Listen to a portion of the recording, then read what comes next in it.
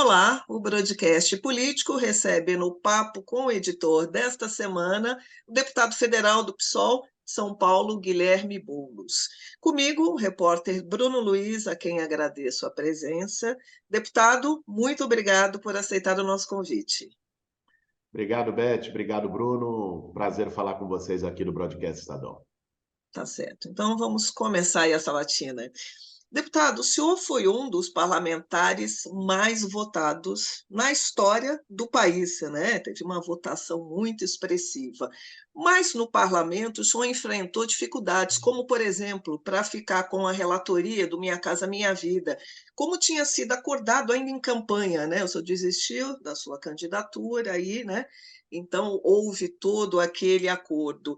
A minha pergunta é difícil ser parlamentar e atuar de acordo com os princípios, ideais, num Congresso como o nosso, que vive em constante queda de braço, né? Não apenas internamente, mas com o executivo. A gente vê ainda a prática, né? A deturpação dos preceitos franciscanos, do toma lá da cá. Como é ser parlamentar no nosso Congresso? Olha, Beth, primeiro ressaltar que nesses quase 6 meses de mandato, nós conseguimos ocupar uma série de espaços e resolver, enfim, conseguir ter brechas nos espaços que, como você tem razão, são espaços bastante viciados, com cartas marcadas pela correlação de forças do parlamento. Eu estou em 5 comissões. Estou na Comissão de Desenvolvimento Urbano, da qual sou vice-presidente, estou na Comissão de Constituição e Justiça, na Comissão de Fiscalização e Controle, na Comissão de Finanças e Tributação e na Comissão Mista do Orçamento, além de ser membro suplente do Conselho de Ética. Assumi a relatoria nessas comissões de mais de 25 projetos, de várias áreas, e assumi a relatoria em plenário do Programa de Aquisição de Alimentos, junto com o projeto de Cozinhas Solidárias, que foi minha primeira iniciativa legislativa e que deve ser aprovado agora, antes do recesso, com o PL de urgência constitucional do PA, como uma das políticas de combate à fome do governo Lula. Então, embora seja um espaço duro, difícil, em que o que conta muitas vezes é a maioria circunstancial que o Centrão historicamente estabeleceu no parlamento brasileiro, é possível fazer coisas, né? É possível deixar marcas, deixar resultados. Aliás, eu acho que nesses 6 meses eu já apresentei mais projetos de lei do que o Bolsonaro em 27 anos como deputado federal. E não só eu, acho que muitos outros colegas que também têm um trabalho sério. Qual é o problema, Beth? O problema é que não há uma maioria das ideias progressistas no interior do parlamento brasileiro. É preciso ser direto e reto nesse ponto. Ou seja, você tem pelo menos 250 deputados, que é o chamado Centrão, que é um conjunto de forças políticas que historicamente negociam com todos os governos, né? Eram base do governo do Collor, eram base do governo Itamar, eram base do Fernando Henrique, do Lula, da Dilma, do Temer, do Bolsonaro, e agora, novamente, há um diálogo para ser em base do Lula. Ou seja, não é uma composição ideológica, não é uma composição que expressa princípios, valores, visão de mundo. Expressa grupos de interesses que atuam desde a eleição de parlamentares com processos de financiamento de campanha eleitoral até os lobbies no Congresso Nacional. Essa é a vida real. É preciso saber lidar com isso. Saber lidar com isso não é aceitar isso passivamente e dizer eternamente vai ser assim, nós temos que entrar nesse jogo. Não. É saber negociar, dialogar, porque, de fato, senão você não aprova nada no Congresso Nacional, mas, ao mesmo tempo, manter firme as bandeiras que dão sentido à tua presença política. Eu estou buscando fazer isso lá na Câmara dos Deputados.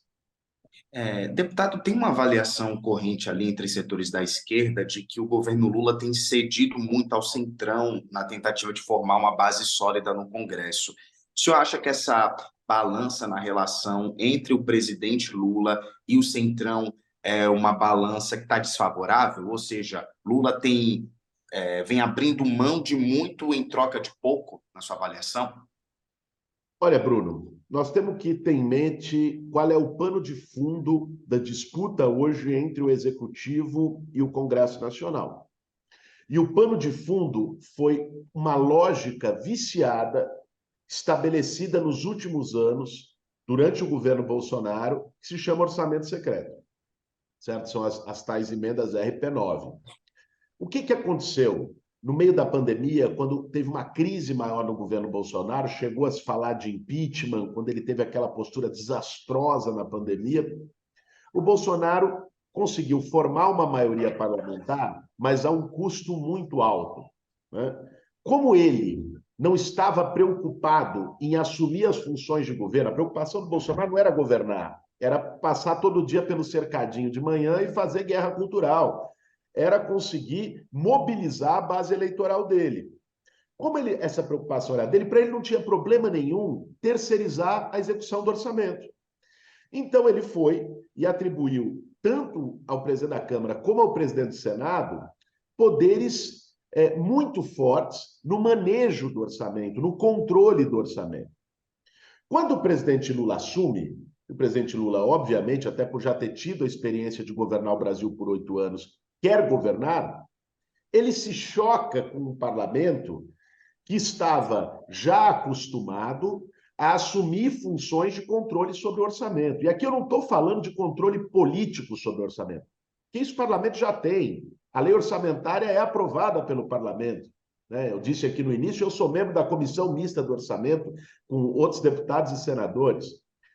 Aqui nós estamos falando de um controle mais clientelista de execução, e isso é que me preocupa. Esse é o problema.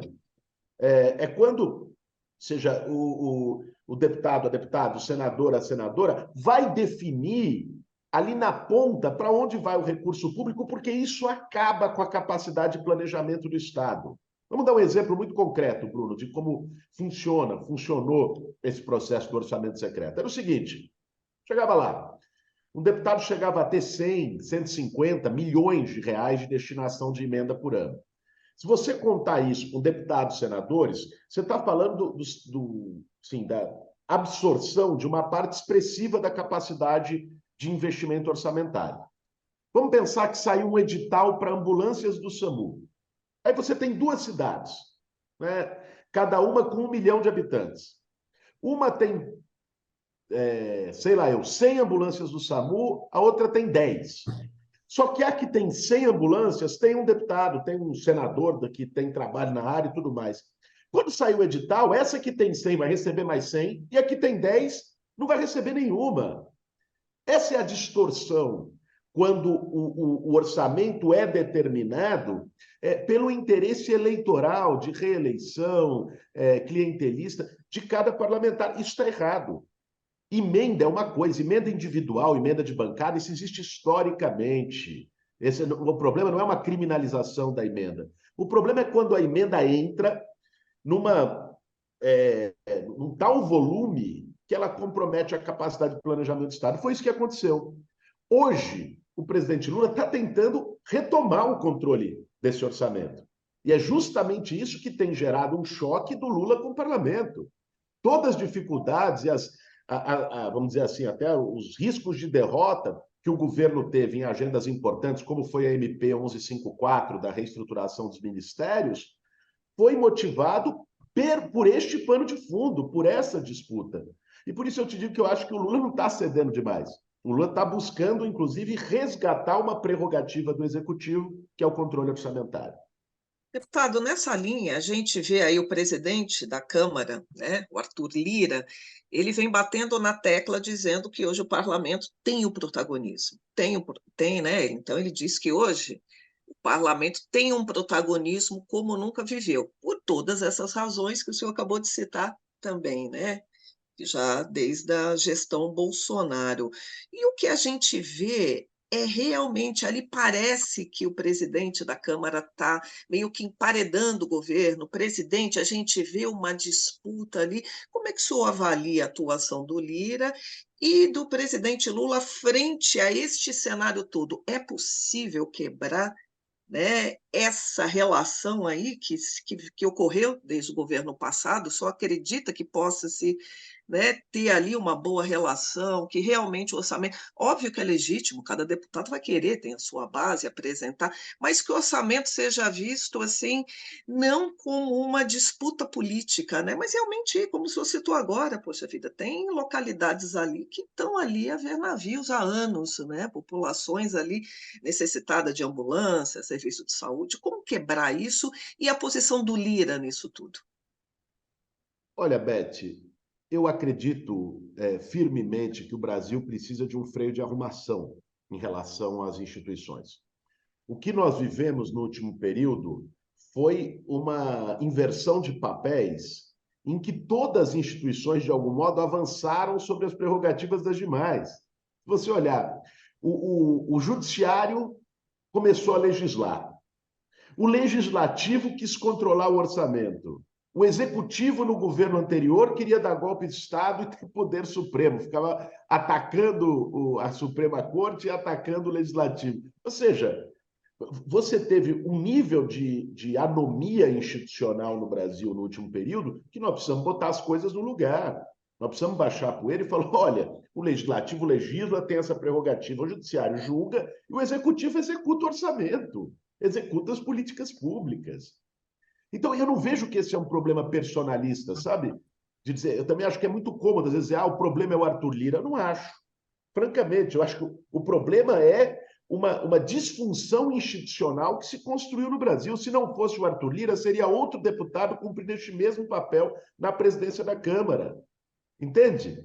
O que eu acho que está em jogo é que nós precisamos reestruturar o tecido democrático das relações institucionais no Brasil, que estão muito machucadas, né? E precisa cicatrizar isso. Nós vivemos períodos muito difíceis. Vamos lembrar que há menos de 6 meses a gente viveu uma tentativa de golpe de Estado, com a invasão da sede dos três poderes em Brasília. Vamos lembrar que há 8 meses nós tivemos uma eleição em que o Brasil todo estava angustiado se o atual presidente ia aceitar o resultado ou ia tentar permanecer no cargo à revelia, mobilizando os militares. Ou seja, a situação do Brasil não é ainda de normalidade democrática, está tentando se restaurar essa normalidade. E isso passa por um equilíbrio nas funções dos poderes. Eu acho que esse deve ser o caminho que tanto o presidente Lula, liderando esse processo, com a experiência de estadista que tem, como o comando do Judiciário, hoje com a ministra Rosa Weber, como o comando das duas casas legislativas, com o Rodrigo Pacheco e o Arthur Lira, tem que ter cada um ali o seu espírito republicano para que se possa se refazer o pacto da relação entre poderes no Brasil. Eu acho que é isso que nós vamos precisar. Vejo o presidente Lula muito empenhado nisso. O senhor acha que tem que ter uma concertação, mas de quem parte? Porque parece que cada um quer puxar, né, deputado? Cada um quer puxar a brasa para a sua sardinha. O que a gente vê é que, a despeito desta avaliação, a gente não vê um esforço, né, uma concertação. Olha, vamos sentar, vamos, né, cada um vai cumprir o seu papel. O que falta? Precisa de alguém puxar, de um fator externo? Ou o senhor acha que está caminhando a passos lentos, mas caminha para isso? Olha, Beth, nós temos que ter em mente que nós estamos numa transição, né? Nós estamos no início de um governo que pegou um país devastado, que pegou uma situação democrática bastante fragilizada, e este governo está buscando fazer um processo de reconstrução das relações institucionais e reconstrução das políticas públicas do Estado brasileiro. Nós temos que ter um pouco de paciência nesse sentido. Agora, eu acho assim, todo mundo sentiu que o que aconteceu com o Brasil não foi bom, né? O judiciário sair da casinha, querer legislar e você ter uma judicialização da política não foi bom, e não foi bom, inclusive, para a imagem do próprio judiciário. E acho que muitos do Poder Judiciário percebem isso. Que o legislativo querer tomar poderes plenos sobre o orçamento, há alguns ainda que defendem isso por interesse próprio. Agora, eu acho que também visivelmente há uma compreensão na sociedade brasileira que não é isso que se espera do Poder Legislativo. E que o Executivo ataque a democracia e faça guerra de foice com os outros poderes, como foi feito no governo anterior, isso eu acho que há quase um consenso no país de que não foi nada bom.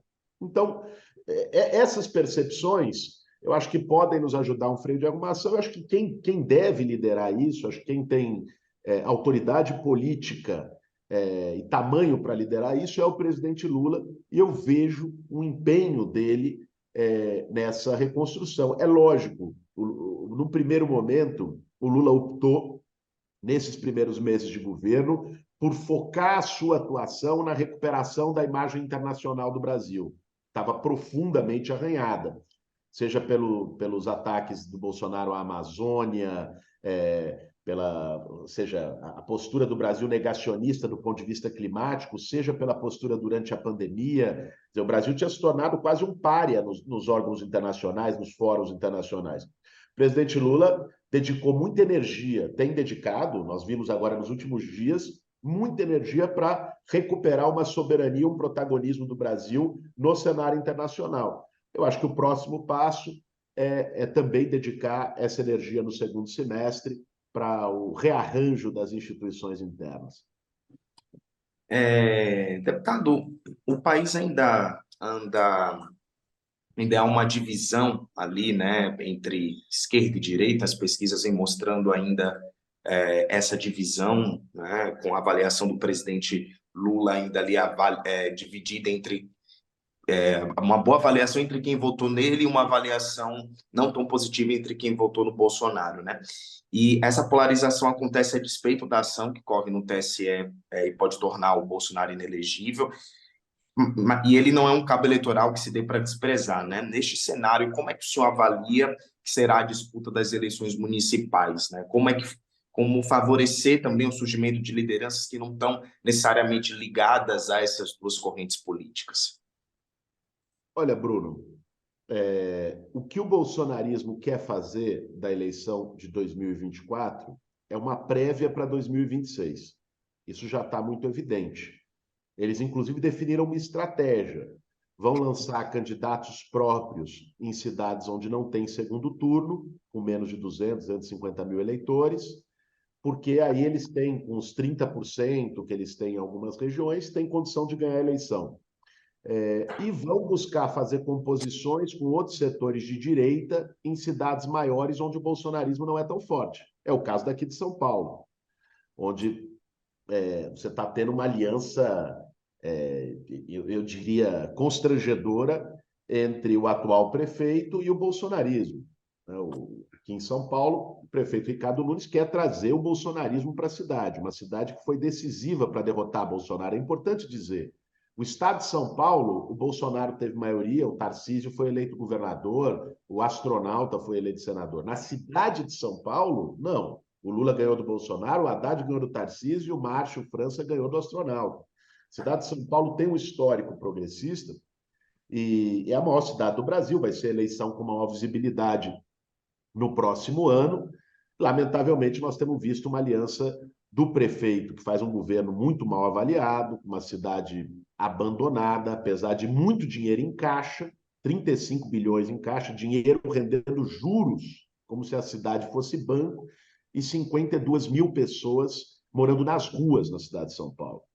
Quem anda na cidade, bom, não sei se vocês andam em São Paulo, são de São Paulo, mas enfim, em São Paulo é difícil achar um semáforo que funcione, as calçadas esburacadas, as praças que não têm capinagem, um problema básico de zeladoria numa cidade com muito dinheiro e, além de tudo, numa aproximação com o bolsonarismo que não é só retórica, começa a se aproximar em fatos. Eu não sei se vocês viram, um fato que me preocupou muito, uma milícia surgindo dentro da guarda municipal na região da Luz, da Cracolândia, extorquindo comerciantes para ter taxa de segurança, ou seja, que é algo próprio ali das milícias ligadas ao bolsonarismo no Rio de Janeiro.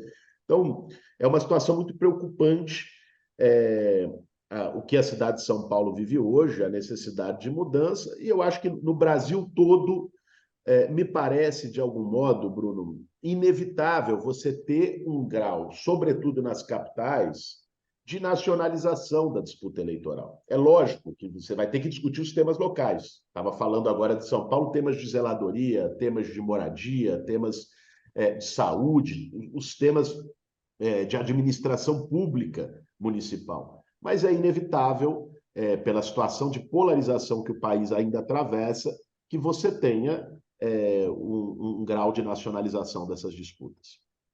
Deputado, nesse cenário, como é que fica a sua pré-candidatura, né? O seu nome já está colocado para disputar a sucessão municipal. Há ainda alguma resistência em parte do PT, que insiste que o partido deve, né, lançar candidatura própria, ou o senhor migrar para o PT, né? Muitos falam, não, então o Boulos tem que ir para o PT. Do outro lado, tem a deputada Tabata Amaral também, que é uma candidatura de esquerda também, que está aí posta. Como é que está essas articulações? Porque o bolsonarismo, como o senhor mesmo lembrou, ele está vindo forte. Ali tem o Tarcísio também ajudando, tem o prefeito, né? Eles estão ali tentando levar muitos nomes. Como fazer frente? Porque ainda há uma polarização, né? A nível nacional, nas cidades. Então, como é que fica a sua candidatura? É possível ter uma candidatura forte de esquerda? Ou não? O senhor acredita nisso ou não? E como é que fica? Ainda tem resistências no PT, o seu nome? Como é que está aí o cenário? Olha, Beth, primeiro, eu acho importante a gente ter um diagnóstico da situação da cidade.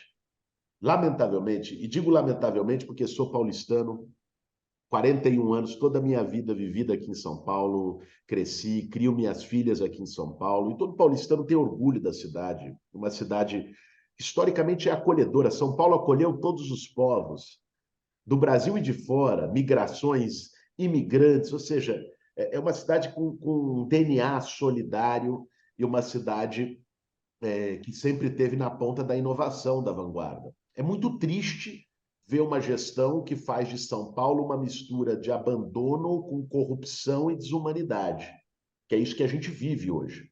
Né? O centro é o retrato da cidade. Olha como o centro está abandonado.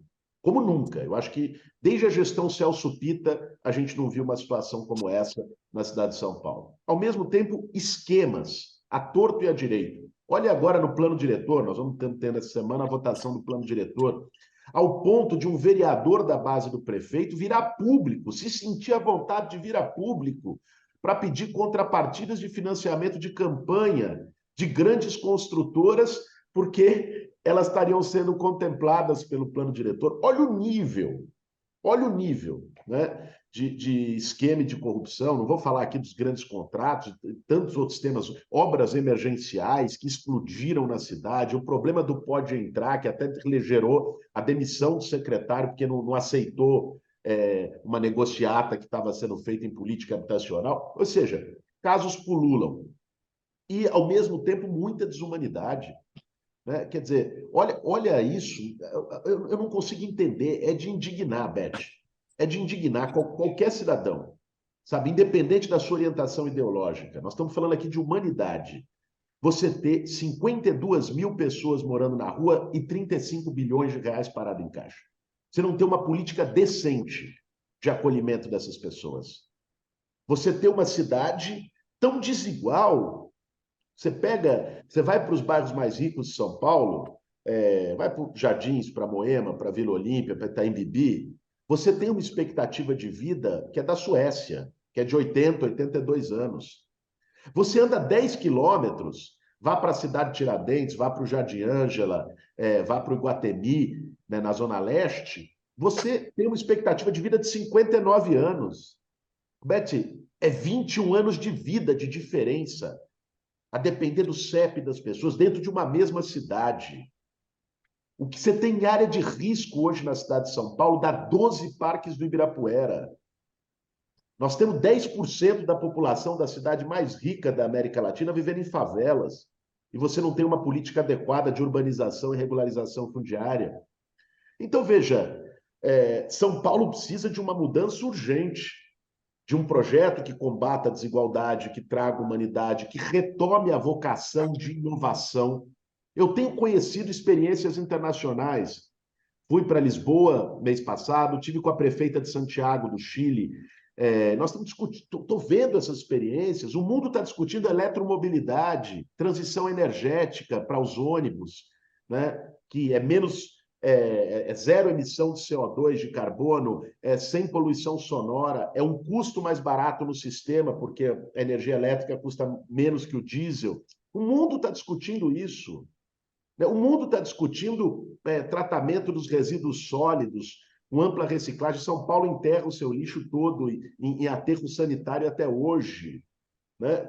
Então, veja, nós paramos no tempo. Então, nós precisamos de um projeto que retome essa vocação de São Paulo, tanto de solidariedade como de inovação. E eu acho que essa compreensão existe no conjunto do campo progressista. Né? Nós estamos construindo uma frente, a relação com o PT tem se aprofundado a cada dia. Acredito que nós vamos ter condições já, no próximo período, de construir um conselho político com uma atuação conjunta já na cidade de pré-campanha, de discutir um projeto para a cidade no ano que vem, né, com o PT, com o PCdoB, com o PV, que forma uma federação, o PSOL, meu partido, e a Rede, que forma uma outra federação. Estou discutindo com outros partidos do nosso campo. Eu acredito que nós vamos fazer uma frente progressista ampla, respeitando candidaturas que estejam colocadas, como é o caso da Tabata, né? Tenho respeito por ela como parlamentar, respeito por ela como ativista, né? Não vamos fazer nenhuma ofensiva contra candidaturas, né? Todas têm o direito de se colocar, não acho que isso seja ruim para a cidade. Agora vamos buscar construir uma ampla frente progressista para tirar São Paulo desse atraso, dessa aliança perversa do bolsonarismo com a velha política de esquemas da nossa cidade. Deputado, nessa construção, né, tivemos uma entrevista recente do secretário de Comunicação do PT, Gilmar Tato, ao Estadão, né, dizendo que a sua candidatura, o apoio seria uma burrice, foi o termo que ele usou. O senhor acredita que posições como essa pode colocar em risco esta aliança mais ampla? Como é que estão, né? O senhor vem quebrando essas resistências? Como está a sua relação com o Tato? Como é que o senhor recebeu, né, essa declaração, né? Beth, eu entendo que é natural que haja resistências no PT, porque o PT historicamente teve candidatura própria em São Paulo. São Paulo é a maior cidade do Brasil, é a maior cidade da América Latina. A eleição de São Paulo tem um efeito nacional. Então, é natural que o acordo que foi construído junto com o presidente Lula deste apoio tenha que ser discutido, tenha que ser debatido, tenha que ser amadurecido. E eu me abri a isso, fui discutir com a executiva municipal do PT, tenho conversado com o presidente municipal, o presidente estadual do PT, semanalmente, com parlamentares e dirigentes do partido. Então, eu não acho que nós vamos ter problema, eu acho que vai se avançar, eu confio no acordo que foi construído e acredito que nós vamos ter uma frente bastante forte, enraizada na cidade de São Paulo, para combater as desigualdades e para tirar São Paulo dessa falta de projeto e de atraso colocado pela atual gestão. Isso em torno do seu nome, deputado, só acabando, Branco, isso em torno do seu nome, é o nome que desponta, né? Em pesquisas, em tudo. A sua votação, mais do que expressiva em São Paulo, é em torno do seu nome, essa construção, deputado? Veja, Beth, não é uma questão pessoal, mas nós precisamos olhar o processo. Eu fui o deputado federal mais votado, não só do Estado, mas da cidade de São Paulo. Fui deputado, aqui como deputado federal, fui o mais votado em 26 dos 29 distritos da periferia da cidade. Na eleição passada, mesmo com 5 candidaturas do campo progressista e não tendo estrutura e nem tempo de TV, fui ao segundo turno, tivemos 2 milhões de votos. Então, eu acho que é por isso que a construção tem sido feita em torno do meu nome, mas não é um projeto pessoal, não é um projeto de um único partido, é um projeto para que a gente possa botar São Paulo num rumo mais humano, solidário e de justiça social. E uma última pergunta aqui para terminar, candidato. Eu queria falar com o senhor sobre Sabesp, né? Tem essa proposta do Tarcísio de privatizar a Sabesp, os estudos estão acontecendo. A cidade de São Paulo tem o maior contrato com a Sabesp, é responsável por 40% do faturamento da Sabesp, e o senhor, né, é historicamente contrário a privatizações, ainda mais uma privatização dessa monta, né?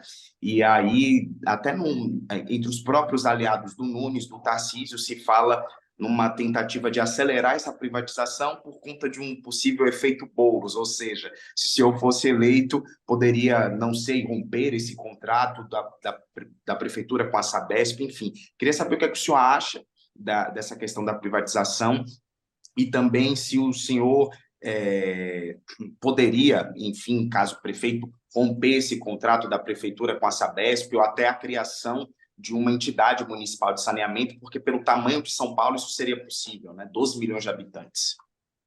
Veja, Bruno, eu não sou contra você estabelecer parcerias e contratos com a iniciativa privada, né? Aliás, numa cidade como São Paulo, é impossível você fazer a gestão sem esse tipo de parceria.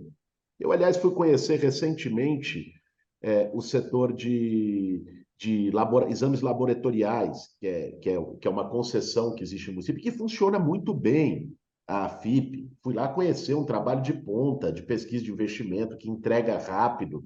Veja, não é uma questão de você dizer, a princípio, não pode ter nenhum tipo de parceria. Isso, reitero, numa cidade como São Paulo, seria absolutamente inviável. Agora, você privatizar o setor de saneamento em São Paulo. Nós estamos falando da maior companhia de saneamento da América Latina. Nós estamos falando de uma companhia que tem um dos melhores índices de cobertura de água e esgoto do Brasil. Nós estamos falando de uma companhia que é lucrativa. É uma empresa mista, tem capital aberto, né, na Bolsa de Valores e distribui dividendos para os seus acionistas e ainda assim faz investimentos para ampliação da cobertura. Nós estamos falando de uma empresa com eficiência de gestão e com contas, inclusive com uma política de tarifa social que permite quase a universalização do acesso à água potável na cidade de São Paulo, mesmo nas regiões mais pobres, na cidade e no estado. Qual é o intuito de privatizar a Sabesp? Qual é o intuito? Eu acho que esse debate precisa ser feito com a sociedade. Aliás, pesquisas mostraram que a maioria da sociedade é contra, até porque viu o que aconteceu na energia elétrica. Quando se privatizou a Eletropaulo, virou a Enel, né, as contas aumentaram, não houve uma melhora de serviço. Olha o que é a conta de luz hoje em São Paulo, né? O serviço é ruim, você tenta resolver um problema, e digo isso inclusive por conta própria, porque já tentei resolver problemas com a Enel. Você fica numa central de telemarketing 2, 3 horas, as pessoas não te atendem. As agências regionais, que era para atendimento presencial, para solução de problemas, a Enel praticamente fechou todas. A Sabesp mantém. Então, assim, uma empresa pública, para um setor tão relevante como água e saneamento, ela é essencial. Se ela não funcionasse, se ela fosse precária, uma porcaria, contas altas, serviço ruim, é uma coisa. Aí você pode discutir, bom, essa empresa não está funcionando, você concede. Não é o caso. A Sabesp funciona. Precisa de aprimoramentos, como todos os setores e todas as empresas do país, mas funciona. Então, a tentativa de privatização, eu acho que, aliás, reflete uma falta de projeto do governo Tarcísio, né? Que não tem uma agenda, a única agenda do Tarcísio é privatização, então ele quer privatizar toda a CPTM, ele quer privatizar o metrô, ele quer privatizar a Sabesp, ele quer privatizar tudo, né? É impressionante. A sanha privatizadora do Tarcísio, aliás, quando ele pega aquele martelo e parece que incorpora alguma coisa nele que é meio perigosa. Agora, eu sou contra a privatização da Sabesp, me reuni essa semana, inclusive, com um comitê de trabalhadores da Sabesp, representante no conselho administrativo da empresa, com o presidente do sindicato dos trabalhadores do saneamento, com representantes de trabalhadores da ativa e aposentados da Sabesp, ouvi todas as demandas deles, vou conversar com uma série de agentes desse processo, como deputado federal, porque eu não acho razoável que você tenha uma privatização, ainda mais feita de forma assodada e sem diálogo com a sociedade paulista e paulistana. Como candidato, o senhor defende que numa possível privatização da Sabesp, a cidade debata a criação de uma empresa municipal de saneamento? Seria precipitado dizer isso, Bruno. O que eu defendo é que a Sabesp não seja privatizada. E vou trabalhar e atuar para que ela não seja privatizada. Eu acho que isso é o melhor para o povo de São Paulo. Tá certo. Inclusive como deputado, né? Você falou, como deputado tem mais poder de força também, né? Para para Claro, trabalhar, Beth. né? Tem a bancada de São Paulo, né? Como é que está a bancada de São Paulo? O senhor já perguntou sobre essa questão, né? Claro, então, eu estou conversando com os deputados, o líder da bancada de São Paulo, né, tem sempre um líder da bancada, que é, a bancada, obviamente, é suprapartidária, tem desde a esquerda, a extrema-direita, a centro, tem todo mundo. O líder da bancada é o Antônio Carlos Rodrigues, que é do PL, mas uma pessoa do PL não é um bolsonarista raivoso, uma pessoa com quem se pode dialogar, e tenho conversado não só com ele, mas com outros membros da bancada de São Paulo sobre essa preocupação, e vamos estender isso, porque eu acho que existe um papel, né? Não se pode simplesmente você ter, veja, a Sabesp tem contratos com é, centenas de municípios, né? São Paulo é 48%, a cidade de São Paulo é 48% do faturamento, da arrecadação da Sabesp. Então, isso precisa passar por um diálogo com o parlamento, isso não só com o parlamento municipal, com o parlamento estadual, com os representantes de São Paulo no parlamento federal e com a sociedade, com os usuários, né, do serviço da Sabesp. Isso não pode ser uma decisão de cima para baixo. É isso que eu defendo e quero ajudar a ampliar e proporcionar essa discussão na cidade. Tá certo. Deputado, o papo está tão bom, né? Mas infelizmente o nosso tempo chegou ao fim.